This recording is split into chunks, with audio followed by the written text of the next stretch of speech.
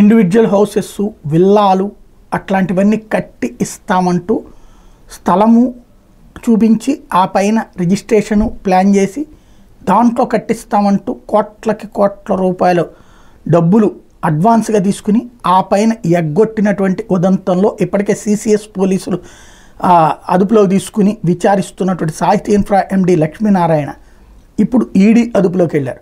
లక్ష్మీనారాయణని ED ఇప్పుడు అదుపులోకి తీసుకుంది. టోటల్గా 1500 కోట్ల రూపాయలు వసూలు చేసి బిచానా ఎత్తేసినటువంటి నేపథ్యంలో ఈ కేసు నడుస్తుంది.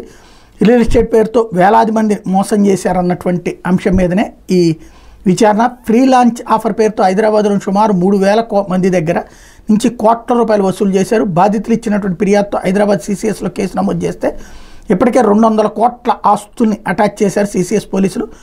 సుమారు 3000 కోట్లకు పైగా వసూలు చేశారు అన్నటువంటిది వాళ్ళ మీద ఉన్న అభియోగం.